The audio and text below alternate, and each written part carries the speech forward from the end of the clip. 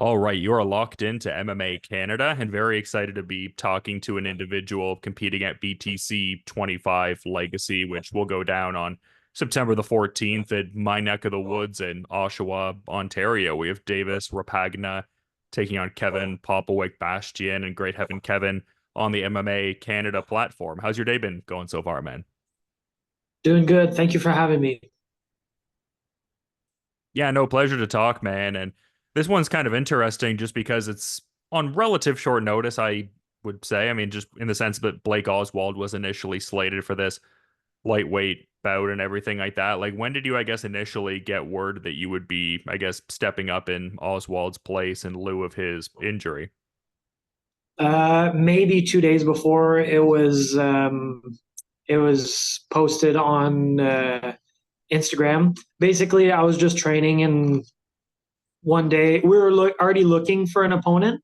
Um, and then one day they came in and they're like, "Well, Rapagna's available," and I said, "I never accept a fight with anyone or deny a fight with anyone. It's always through my coaches and manager. My manager talks to my coaches, and then my coaches say, 'You're fighting this guy on this date,' and that's how my career has worked so far. So far, it's been good since I've been with NTT. So let's don't broke, don't fix it." Yeah, and I guess the sentiment of if it isn't broke, don't fix it. I mean, it could necessarily apply to the, BTC run too, because I mean, in 2022, you had the three consecutive victories and you having the victories inside the distance, getting some submissions and everything like that. So, I mean, you've obviously enjoyed getting to compete for Samurai before, but seems like the BTC success is pretty demonstrable there. So absolutely, for sure. I like fighting for BTC. If I'm being completely honest, I prefer BTC over other organizations that I've fought in Canada. I've only ever fought in Canada, but the organizations I fought for in Canada, um, they're awesome, man. They're cool to deal with. Woody's the matchmaker. He's awesome to talk to. Whenever we ever go to the BTC gym or go to shows, we say hi to Sherry. It feels like nice. People like, I know it's a fight sport and like guys are like tough guys and all this stuff, but it's cool that like they can talk to you like you're a regular person instead of like you're an athlete or you're just a fight on the card. I feel like they're like, "Hey, how's it going, man? Like, how are you doing? Like, I'm a fan of yours, and that's why we wanted you on the card." Instead of like, "This is a slot we have to fill," you know? Yeah, I can understand that distinction, and there is a certain, I guess, like communal energy that does come across from those situations, like even relative to, I guess, like what I do within the, I guess, ecosystem of mixed martial arts. Like, I can't obviously speak to it from the fighter perspective there that you outlined, but yeah, it just seems like everyone has like a good sort of communal vibe and very just supportive. And yeah, I get the sentiment that you're making and the distinction you're making, I suppose. Yeah, yeah. I mean, yes, it's the well, guys are like it's the hurt business and all this stuff, but at the same time, like man, we're just competing. Like we go to jiu-jitsu tournaments and like we're doing or we go to amateur fights and nobody's getting paid and it's the same vibes. So I don't know why people are overcomplicating this. Yeah, no, I get what you're saying, man. And I mean, a lot to talk about with this fight coming up, but I feel like I'd be remiss if I didn't touch on the Samurai MMA 9 fight you had there against Antoine Chaput. Like, what was it like getting to, I guess, have that kind of performance earlier this year and just also getting to fight at such a, I guess, revered venue too, like Latohu is very well regarded by a lot of MMA fighters. Like, I was kind of talking to Jesse Arnett the other day, who's readying to fight there on the next Samurai card coming up. So I guess just overall in terms of like the actual fight and just the experience with that card, like what was that like for you? Yeah, absolutely. No, it was awesome. The first time I ever stepped foot in that arena was I went to watch Jesse Ronson. Before I ever knew Ronson, I went to watch Jesse Ronson fight another guy from Quebec. Damn, I forget his name right now. I even follow him on Instagram. Um, damn, I forgot. He has a bunch of amateur fights, and like it was his like sixth or seventh pro fight. Capone. Jeremy Caponi. Oh, yeah, yeah.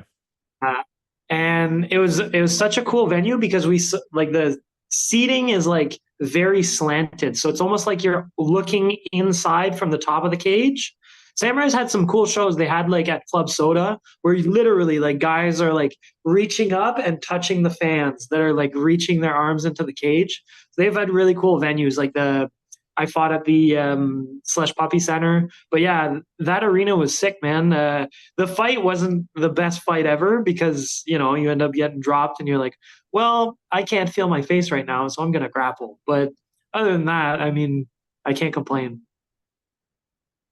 I mean, do you say that, I guess, through the lens of wanting to have shown off, I guess, some developments in the striking game? Because, I mean, there's something to be taken from that too, in a sense, just like facing that kind of adversity and rallying back to, get a victory in the end. But was that where the sentiment was coming from? Like almost wanting to show, I guess, development in the stand-up in recent times? Or, I wouldn't say just to show development in the stand up, just to show not having to force something. I feel like I was forcing like grappling exchanges or clinching, like I was squeezing a lot because of the broken nose, get dropped and everything. Like it's tough to get through it, even just cardio wise, to not be able to breathe through your nose for 15 minutes and like sprinting for 15 minutes to try to get the takedown. I think it would have been easier if I would have backed off a little bit or made a little bit of distance, struck, and then if I wanted to find the takedown from there instead of like forcing it.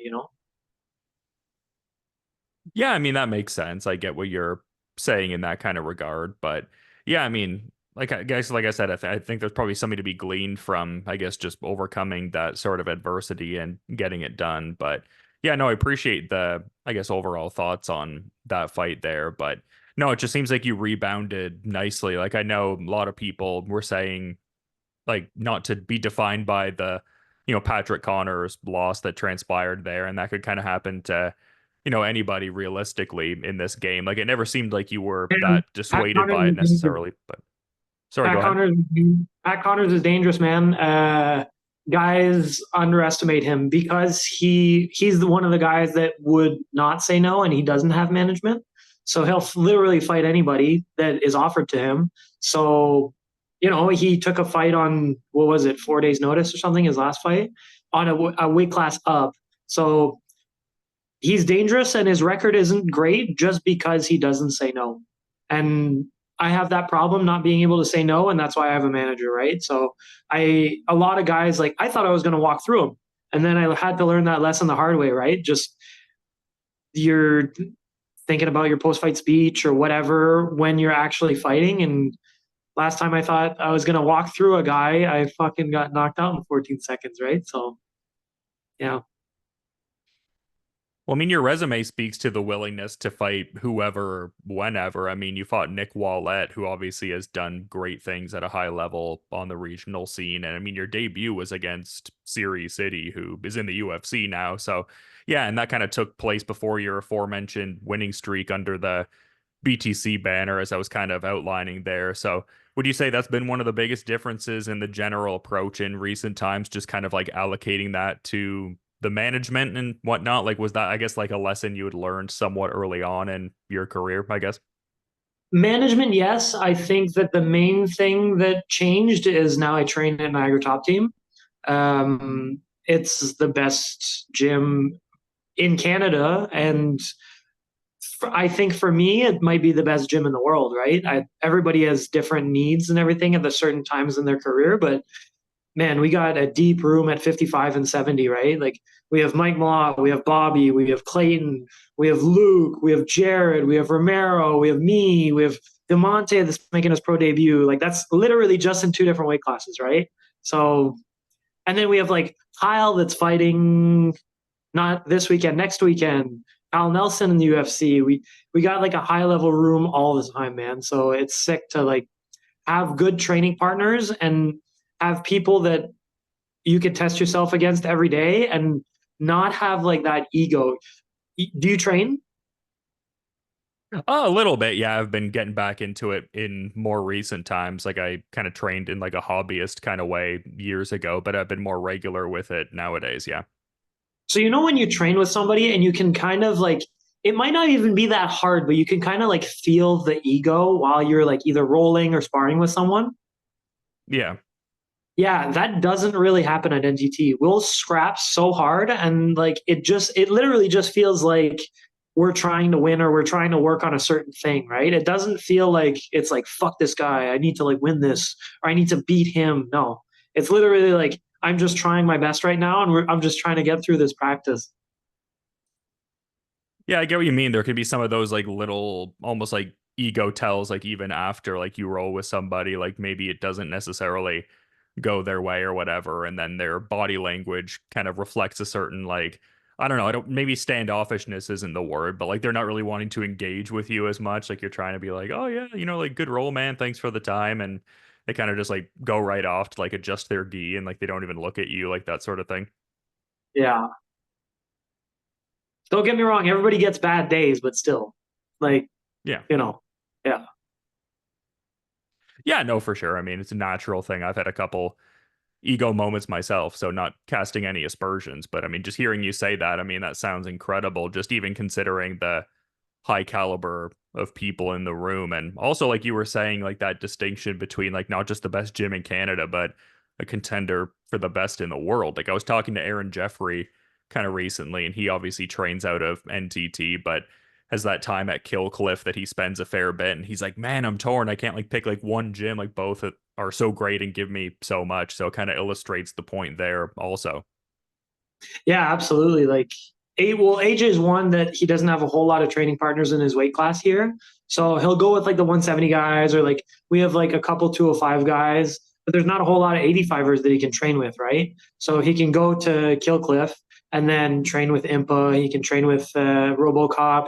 Can train with Ong. He can train with all the super tough guys over there, right? So it's cool to like, he has the bodies and then he like records his rounds. He'll like talk to the coaches and everything. And it's cool. Like that's a guy I didn't even mention, right? AJ, he's here right now, right? So Yeah, no, it's awesome. I mean, you could really just go down the list. I mean, you highlighted quite a few people. Like, I mean, Zach Powell, a great individual who you have close ties with. I mean, Jazz Davicius has been doing great things in the UFC. Like, you could really keep rattling them off. yeah, I mean, Jazz in the UFC, Pau that's knocking at the door, Cody that hopefully will have a fight in the UFC this year. Like the room's sick, man, and especially right now because there's like so many guys. Like we're right there. So many guys are so close, and you feel it. You feel like the hunger in the room, right? And it's kind of interesting because this would obviously, I imagine, take place at a different level, but all the same, I hear about guys who end up like teaching technique to people and how much it, further underscores their understanding of the technique, just having to like articulate it out loud and really illustrate it to people and show that off, just seeing how much coaching you do at NTT as well. So, like, as much as it's not like the same level of people who are like I guess professional fighters per se or aspiring to that, I'm sure there's some utility you get from teaching that kind of technique and just kind of like underscoring that foundational knowledge even more, I guess. Oh, for sure. We have Tisha that runs the boxing, Elias that's an amateur that runs the boxing. We have uh, we have me that runs the nogi classes on Mondays and Wednesdays, and then we have like head coach D Marks that runs it. We have the Cody that runs the Muay Thai program. So like all these guys that are like fighting, except for like D Marks right now, but all these guys that are active pro fighters, and we're teaching classes. It's not like it takes a whole lot of time or anything, but it just makes, for me personally, when I'm teaching class, I have to think about not just the technique, but like, what am I really trying to do? Like, I'm teaching a jujitsu class and I'm teaching like guard passing. Okay, well, if I'm teaching like a knee cut pass, what am I really trying to do? Why am I even showing a knee cut pass? Well, I need to get past the legs. Okay, cool. Well, why am I doing it like that? Because this guy, I want to go through his legs or whatever, right? And just like thinking about it, like to like if you're teaching to an idiot or like someone that has known, he doesn't know what a knee cut is, and you're like, okay, well, you take your knee and you put it between his legs, and then you do like step A, step B, step C, right? Like it's hard to when you know like very fine, intricate pieces of the technique, and then you try to dumb it down, it really makes you question whether you know jujitsu or not. Yeah, no, for sure. I mean, yeah, I feel like that's even a thing that people of all levels can kind of keep learning, just like the small details of it and stuff like that. And it just seems like a great time for the sport, even on like a broader competitive level. Like I'd kind of seen you talking about the CJI event that was going on over the weekend, like discussing that on Twitter and stuff like that. I mean, it seems like exciting times. Yeah, man. CJI was super cool. There's a lot of like uh, guys. I would have liked to see more guys from like standard jiu-jitsu at CJI. There was no one from there, but I like to see those guys compete, especially like them using like the ecological training method right now.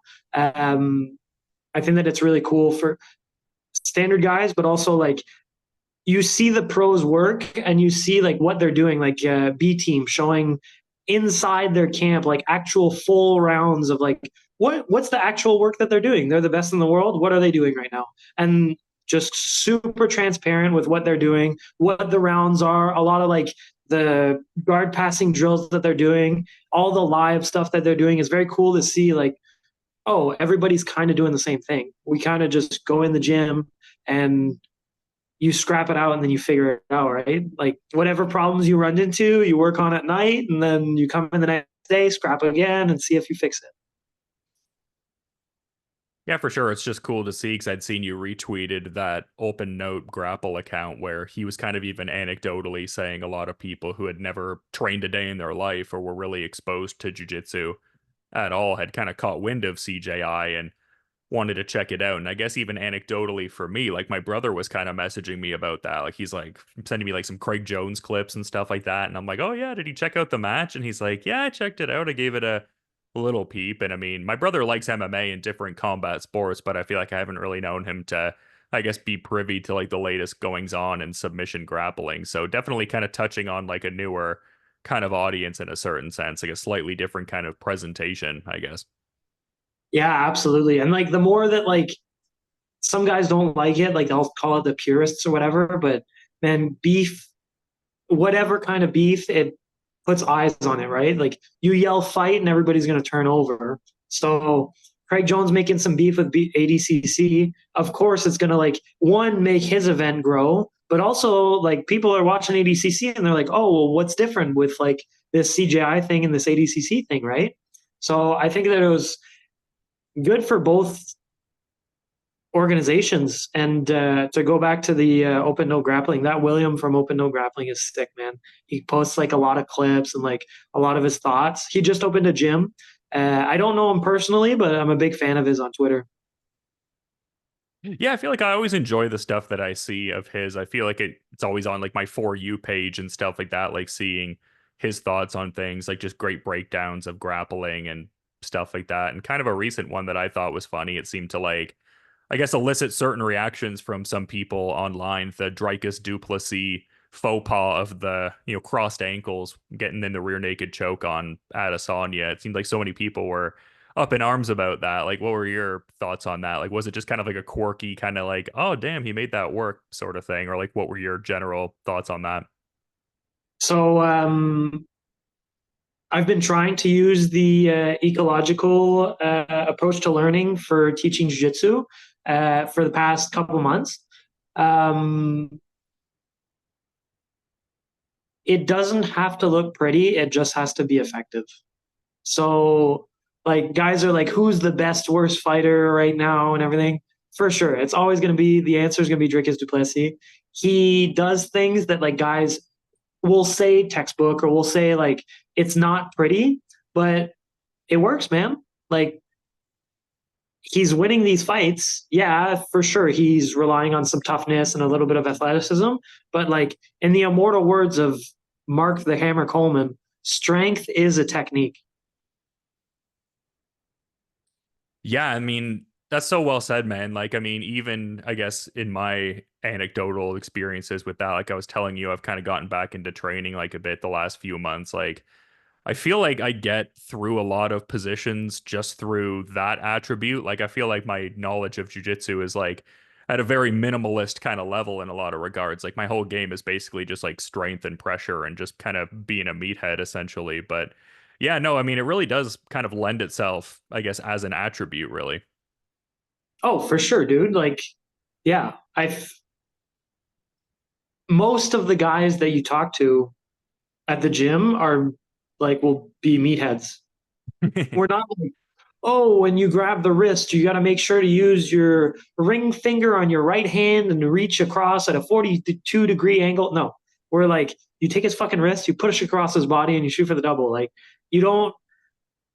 Everything else, you'll self-organize, right? You're gonna make it work. If you're trying to do that specific task, you're gonna make it work. There's gonna be 8 million different variations that you're doing, but you don't have to teach those because you just tell somebody to do this, and it's gonna work.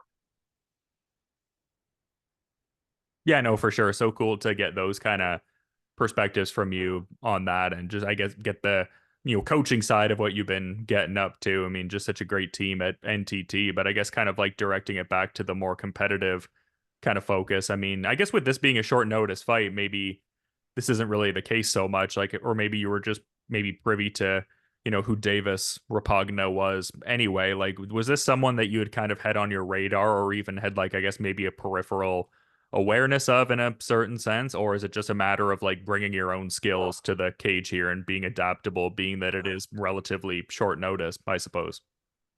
I didn't think that I was going to fight Davis Rapagna just because of the difference in records. Um, just I didn't think that it was going to match up ever. Um, but I did know of him. He fought one of my teammates, Jared, ended up beating him. And then his last fight, he ended up fighting another one of my teammates, Luke. And I cornered both of my teammates for those two fights. So yeah, I knew exactly I know what Rapagna brings to the table. Um, he brings a lot of hustle. He works hard and he doesn't give up. Um, that's the main. I would say like if I had to give like his skills or like what's his strengths, that's his number one strength. He doesn't give up. He's in shape. He comes to go. He comes to scrap. He's got some hustle, and he's tough. Uh, last person, again, I'm going to say it again. Last person that I thought I was going to walk through ended up knocking me out in 14 seconds, right? So I can't take this person lightly. He's got a record of 1-3, but again, like your next fight is the biggest fight of your career. This guy, I'm picturing this like it's a world title fight. This is if I have to fight to the death, I'll fight to the death, or round four. That's a quote directly from BJ Penn. Yeah, you're bringing that motivated BJ energy to this one, eh? Yeah, exactly. When he was training with whoever that speed of sport guy was. Sean Shirk, you're dead.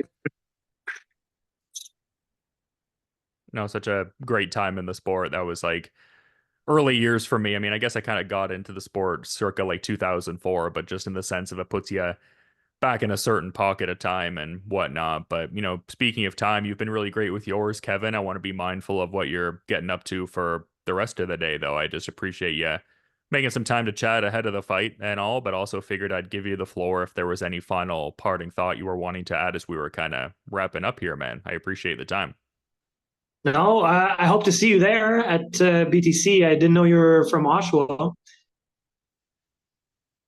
You know what's funny? I'm actually out of the country and I will be like literally just missing it. Like I'm getting in like Sunday morning the next day. I'm like, oh God, I wish this worked out a little differently. Or it was like the week after or something. But I wanted to at least get some interviews going on before the event and stuff like that. Children's Arena is such like a classic Oshawa venue as well. Yeah. Well, other than you, I hope that everybody else tunes in or they buy tickets at the Children's Arena. September 24th in Oshawa, BTC 25. Be there or be square. Yeah, thanks for coming on ahead of this Davis Rapagna fight and for taking the time with the MMA Canada platform here. And yeah, I'll be staying abreast with what's going on with BTC, even though I'll be in the air during the actual duration of the event. But yeah, in any event, really appreciate the time and some great insights, Kevin. You have a good rest of your day, man, and all the best with the remaining preparations. Thank you.